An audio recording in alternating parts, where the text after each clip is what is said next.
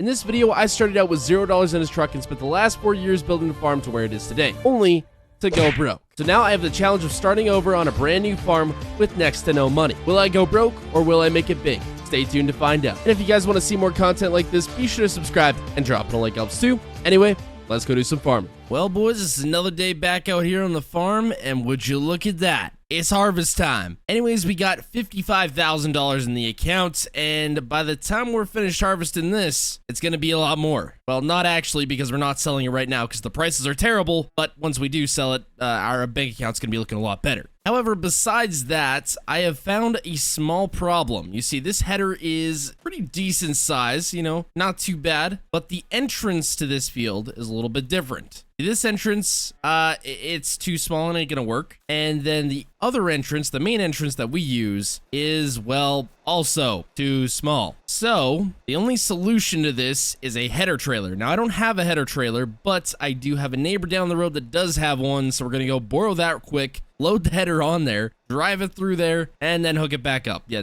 that's basically it. We have to go get a header trailer for all that. But first, the cows are needing some feed here, so we got to get them fed. We already have a batch of feed already mixed up for them, so this should be pretty simple. There we go. Make sure these guys are all nice and fed up. Also, at some point, I'm going to need to get the manure out of the pasture there. I don't want that sitting in there. But for now, we got harvest to deal with. All right, that should keep them fed for a while. We'll just park this right here. I don't really feel like backing it into that little space in the barn for the moment. So I went ahead here and hopped in the old Duramax. We're just going to run over to my buddy's farm real quick, grab that header trailer, and we're going to run right back because I want to get harvesting. It's supposed to rain tonight, so we're probably not going to get to the other field, the big one at least. I'm not too sure if it's ready yet. I haven't checked it, but I'm assuming it is or very close to. And it looks like our mini cornfield is also ready to go. So we'll have to get to that too. Lots of stuff to do. Check it out. Header trailer acquired. This should do the job nicely, except we're going to have a case header on a John Deere header trailer. Okay, so I got my header here, and we're literally going to drop it on the trailer and take it through the gate. That is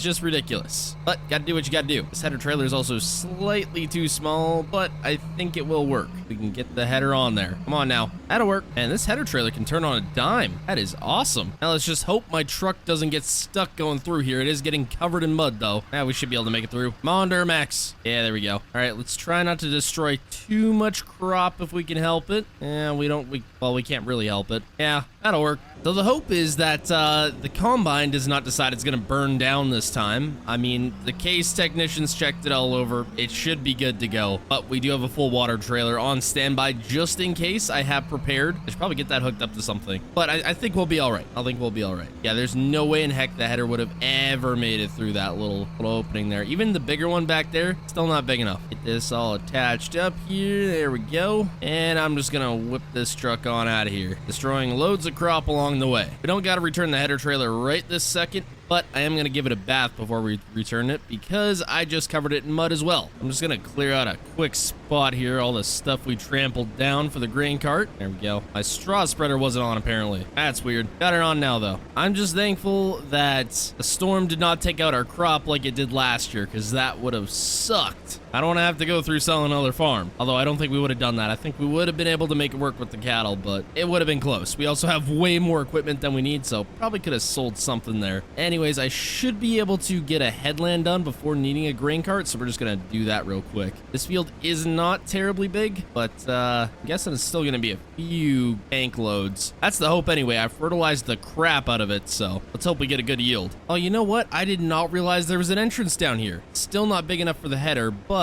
would have been out of the mud. Oh well, you live, you learn. I'm wondering if I should cut 2 headlands here. I think we'll be good on the tank if we do that. Yeah, we'll cut 2 real quick. Why not? That pretty much finishes off the field, but oh well. And we should be good on headlands. I just kind of wanted 2 passes there. It makes turning just a bit easier. Break out the old 8410 here. Man, I love this tractor. And we don't get to use it too much. I'm gonna throw in the quad track on this, I guess, but John Deere's funner. Oh boy, covered in mud. I was just looking at the yield monitor here, and it looks like we're gonna be making some serious cash when we decide to sell all this. gonna be bringing in some record profits for the farm, which is really, really nice. In fact, of all the farms we've had, well, I guess this will only be the second one, but it will be record profits for sure. Yields are through the roof, and I'm thinking prices are going to be too later this year, so I'm hoping things go that way at least. That is, if this field yields about the same as this other field here, which it should. They're right next to each other. They were fertilized the exact same time, everything, so we should be good there. Man, I thought I had it lined up perfectly for one last pass. Not quite. The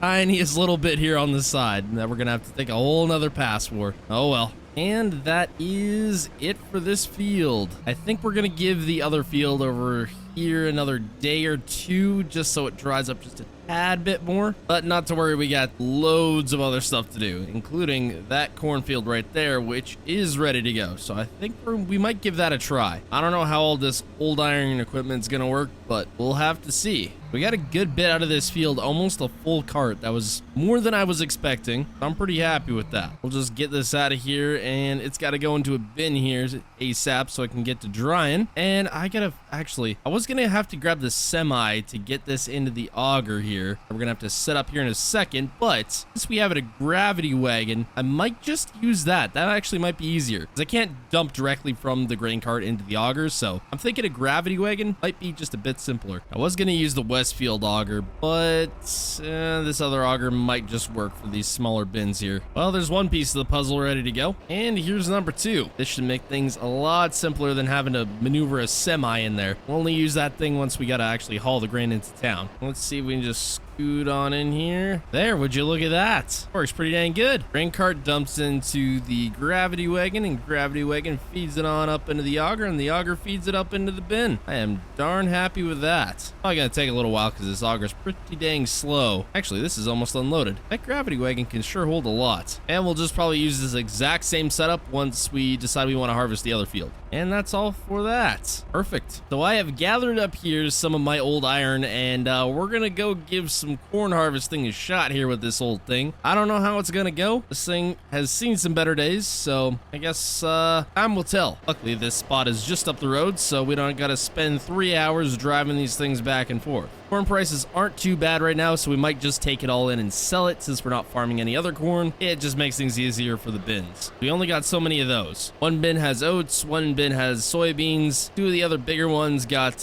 fertilizer and seed, and then the other one is a backup for soybeans if we need it. So I don't want to fill the backup one up if I can help it. There is a chance I might have underestimated the scope of this job. It may take a little while, but I guess we got all day here. Well, not all day, what's left of the daylight. We'll try and make the most of it. That is, if we don't have any breakdowns, which with this old stuff, it's not always a guarantee. You're kind of running with a 50-50 shot. But I think I've got everything going right here. Oh yeah, look at that. Try not to miss any bits if I can help it too. Yeah, this tank ain't very big. Probably gonna have to empty out a few times. So since this corn harvester is only one-sided here, we just gotta whip around the other way. By the way, this is only a 2-row corn harvester, so it doesn't exactly have speed harvesting on its resume, but it does work. That's the important part. Well, that's that, and we're already full. Let's go see if we can actually empty out this thing here real quick. Well, there it goes. It's working. So we're just about full here, and I've had this corn harvester plug up on me twice now. I think maybe one of the chains is starting to go. I don't know. There's not exactly a nice reverse button on this harvester here, so it's a pain to unplug. Ah, crap. I think it's plugging again, and I just broke a shear pin. That's great. Ah, man. Okay. Well, I guess let's go unload this thing. The gravity wagon's pretty much full. So I guess we'll just go deal with that, and then I gotta come back here and see what I can do about this thing plugging up. Yeah, I think one of those chains is definitely not working properly. Okay, I guess let's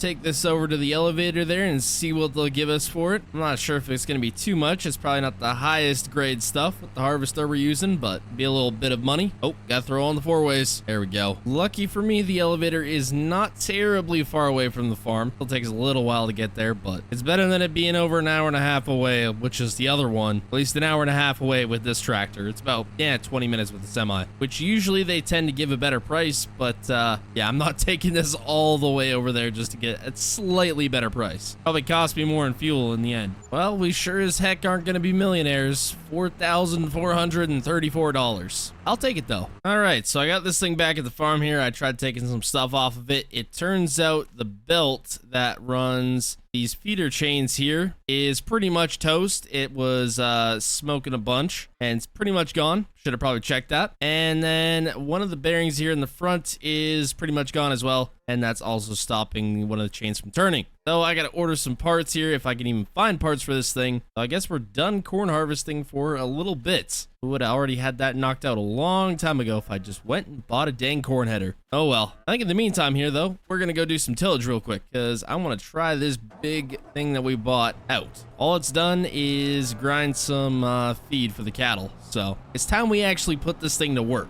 I could put it on the auger, and that'd probably really put it to the test. Some serious horsepower you gotta pull there to get that thing going. Not like I can do it with my 20 horsepower garden tractor. Oh man, we're getting it all muddy. I had it so clean before. Oh, there's a little strip that we did with our truck in the last episode. Oh yeah, look at this. With ease. With ease. This is pretty dang nice. Looks like these guys already got their corn crop off. They're not even the first ones out in the field yet. It's ridiculous. I must have done this yesterday, or maybe it was the day before. I'm not really too sure. Well, got this field all tilled up, and that is all the work done for the case for now. Until we get both these fields done, they gotta be tilled up. But the thing did pretty dang good. It just needs a bath again. So I went ahead and ordered the parts for the corn harvester there. 200 bucks. Not too bad. We're just gonna get some of the manure out of the cattle pen here real quick. These guys would move out of the way. Come on now. Oh, now he's just going under my bucket. There we go. Last bucket out of the pen. Man, I love this loader. It works so dang great. Best purchase I ever made. And especially this new bucket. This thing helps a lot too. Well, since we're gonna be getting this thing taken right apart here, I'm just gonna give it a quick bath. That way we're not having to deal with all this mud on here. But other than the harvester going down, this tractor is running great. Way better than I thought it would. So it's definitely one to keep around, that's for sure. I just don't know. We got too many tractors right now. I really don't know if we should sell some or say screw it and just keep all of them. I mean, it's a lot of money sitting around here, a lot of upkeep. So I don't know. Let me know down in the comments. But I hope you all enjoyed. Subscribe and goodbye.